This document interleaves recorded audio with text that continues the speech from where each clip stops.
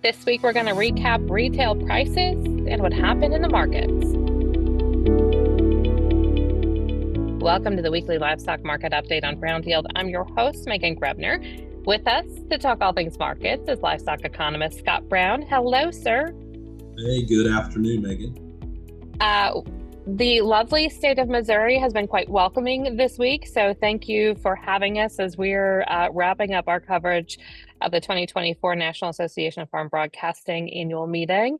I'll stop at Arrowhead on my way out of town just to give it a little bow for you. Yeah, let's get another win this weekend, and hopefully you got some good Kansas City barbecue while you're in town this week, Megan. I did get a chance to have some Kansas City barbecue. Hopefully you've got a nice replacement kicker there to pick up some slack this week. Yes, let's hope we can find someone that wants to kick, right?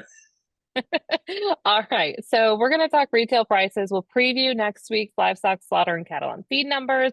But first, let's recap what happened this week in the markets.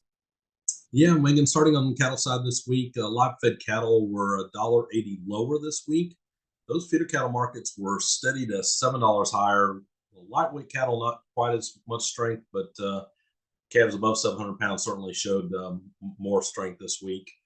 Looking at the futures market, the December live cattle futures contract closed down 85 cents, while the January feeder contract was up strong, up 5.50 this week. The December corn futures contract was down 7.25 cents this week.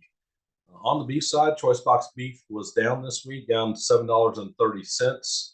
Lower chucks and rounds kind of led the way for what was lower choice box beef prices. On the hog side, cash barrels and gilts were down 75 cents this week. The December lean hog futures contract closed down $1.20, and we lost $4.10 on the pork cutout value. Bellies were certainly the biggest contributor to lower pork cutout value. Hams and loins were also lower this week as well.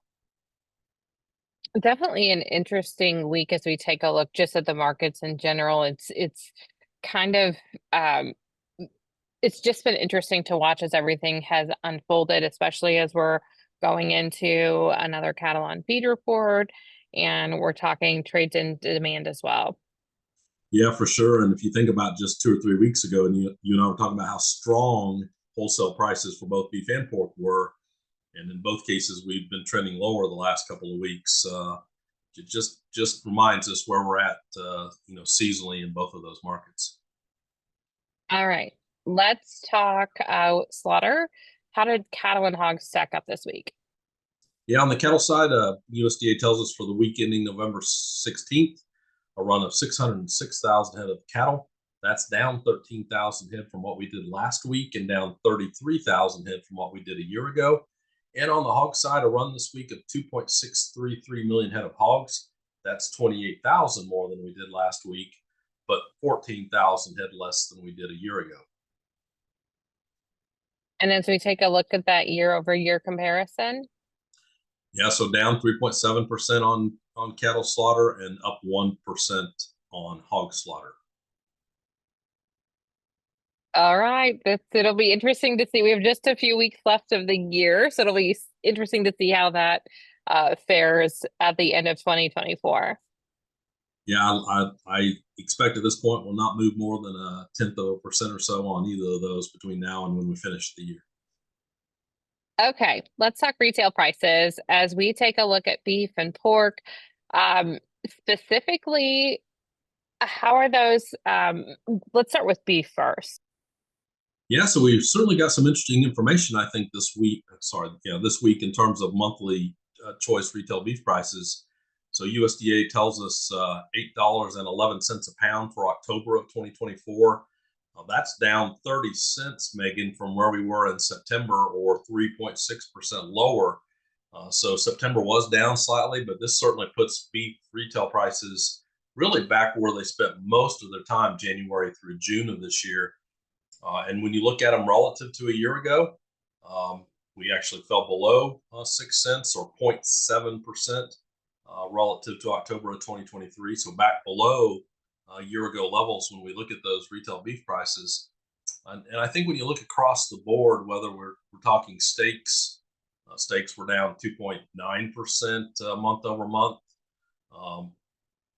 Ground beef was down 0.5% month over month. So we kind of got everything on those individual components also going down relative to where they were the previous month.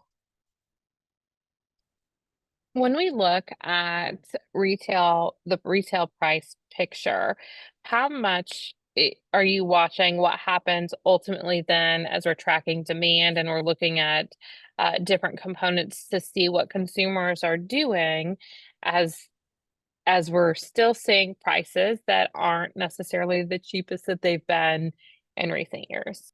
Yeah, I still think this leads a lot of the discussion about where cattle prices ultimately go. If we were to continue to talk about slides lower in that beef retail price, probably gets hard to keep fed cattle where they've been of late. I'll just remind us when we look at the average over the 2018 to 2022 period, we were talking about the beef retail price at roughly $6.75 a pound. So we're still a good $1.30, 40 cents above where we were back over that period. Could we go back to that period? I think the answer is yes. Maybe not with just how tight supplies are right now, but I think that really sets the stage for what we're going to talk about in terms of cattle prices as we get into 2025. All right, a big week for reports again this coming week. Livestock slaughter and cattle on feed. And while the volume or the number of reports may not be large, definitely tracking what's going on in terms of both of these figures is important as we still, I want to say, I'm going to call it more than the loss of the July cattle inventory numbers to not have that data. So what are you watching for, specifically livestock slaughter side of things, and then cattle on feed as well? Well, I think on livestock slaughter, one of the big ones here, of course, is going to be beef cow slaughter. Just exactly any indication that we're doing much to be holding beef cows longer to try to increase the herd. Cattle on feed, so I guess I'll say anecdotally, I keep hearing a lot about tighter cattle supplies headed to feed yards of late. Does that show up in terms of the placements that we'll get out of next week's report or not? If it does that kind of give us a early warning of just how tight things could get in 2025? I'm not sure we're going to talk about a big cut in placements as we look ahead to that report, but that's the early indicator for me of what 2025 will really look like when we get there. That'll do it for us this week. Anything else? I think we've covered markets for this week. Big reports next week for us to look at. Can't wait to chat with you next Friday. Sounds good, Megan. So have our weekly livestock market update delivered to your email box every Saturday morning. Go to brownfieldagnews.com. You can submit questions and comments if you have them. And for market updates twice daily, make sure to check out John Perkins' Market Minute. Have a great weekend. I'm Meghan Grebner for Brownfield.